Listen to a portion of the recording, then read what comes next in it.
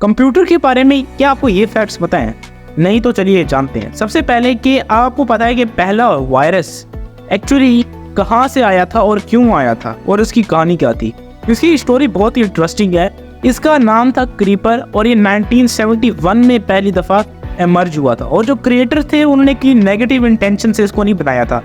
ये मेनली सिर्फ इसलिए बनाया गया था कि देखा जाए कि क्या कोई ऐसा प्रोग्राम हो सकता है कि कंप्यूटर के डेटा को स्टील करे या डिस्ट्रॉय करे। अगर हो सकता है तो वो किस तरह काम कर सकता है। उन्होंने इनका नाम क्रीपर रखा था, इस वायरस का नाम, और जब अपने कंप्यूटर में इंस्टॉल किया तो इसने मैसेज शो किया, I am creeper catch me if you can, कि मेरा नाम क्रीपर है, अगर मुझे पकड़ सकते हो तो पकड़ के दिखाओ।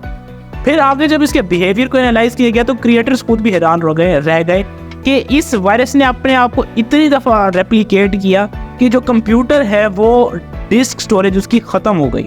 और जब जाहिर बात है डिस्क स्टोरेज ख़त्म हो जाएगी तो कंप्यूटर ऑपरेट नहीं कर पाएगा और वायरस कोई भी डेटा स्टील कर सकता है या डिस्ट्रॉय कर सकता है। और यही मेन प्रिंसिपल है आज भी किसी भी वायरस का। वायरसेस की बहुत सारे टाइप्स होती हैं, लेकिन वो वायरस जो कि किसी का डेटा चोरी करने के लिए, जिसको हम मालवेयर कहते हैं, वो एक्चुअली ये करता है कि अपने आप को इतनी दफ़ा रिपीट करता है कि आपकी कंप्यूटर की स्टोरेज ख़त्म हो जाए। और जब कंप्यूटर की स्टोरेज ख़त्म हो जाएगी तो कंप्यूटर ऑपरेट नहीं कर पाएगा, आउट ऑफ स्टोरेज हो जाएगा और वो कोई भी अपना काम मालवेयर या जो हैक करते हैं वो कर सकते हैं। अगर हम इंटरनेट में देखें तो अगर आपका ईमेल अकाउंट हैक हो गया है तो हैकर्स क्या करते हैं, इतनी दफ़ा बल्क ईमेल सेंड करते हैं कि जो आपका मेल सर्वर है वो आउट ऑफ स्टोरेज हो जाए। यानी कि अगर आप गूगल मेल का कोई अकाउंट है तो वो आउट ऑफ स्टोरेज हो जाए, और अगर वो आउट ऑफ स्टोरेज हो जाता है तो उसके लिए आप कोई भी स्टेप नहीं ले सकते।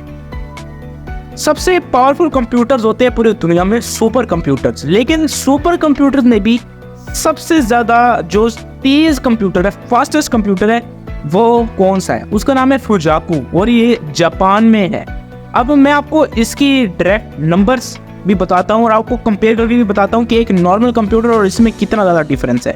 इसकी जो प्राइस है वो $1 बिलियन है और अगर मैं इसके कोर्स की बात करूँ तो इसके अंदर 7.6 मिलियन के कोर्स हैं, इससे भी ज़्यादा है, 7.6 मिलियन से भी ज़्यादा कोर्स हैं।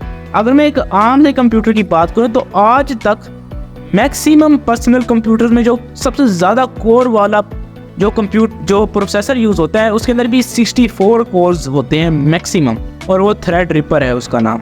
अब इस कंप्यूटर में और अगर उस कंप्यूटर में फ़र्क देखें तो कई मिलियंस का डिफरेंस है, प्राइस में भी और परफॉर्मेंस में भी।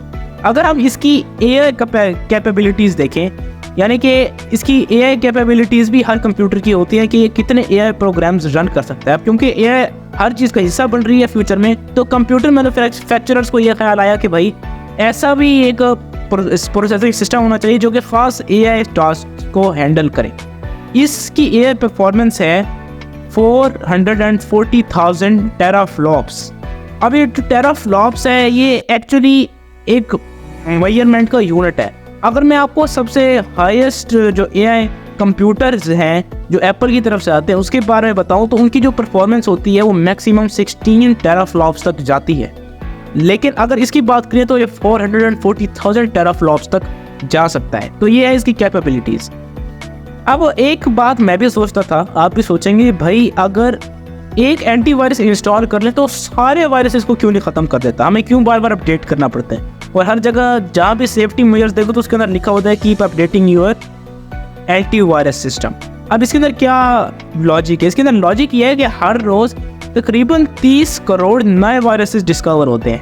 अब आप एक एंटीवायरस इंस्टॉल करके अगर आप बैठे हैं और सोच लें कि सारे वायरस से छुटकारा पा लेंगे तो ये इम्पॉसिबल है, क्योंकि आप एक्चुअली लिटरली इम्पॉसिबल है हर वायरस से छुटकारा पाना और हर वायरस से बच के रहना। तो इसलिए जो डेवलपर जो पूरी कोशिश करते हैं कि लेटेस्ट एंटीवायरस सिस्टम हो ताकि ज़्यादा से ज़्यादा वायरसेस आप पढ़ सकें। तो दोस्तों आज हम अपनी वीडियो को यही ख़त्म करते हैं, अगली वीडियो में मिलेंगे, तब तक के लिए बाय।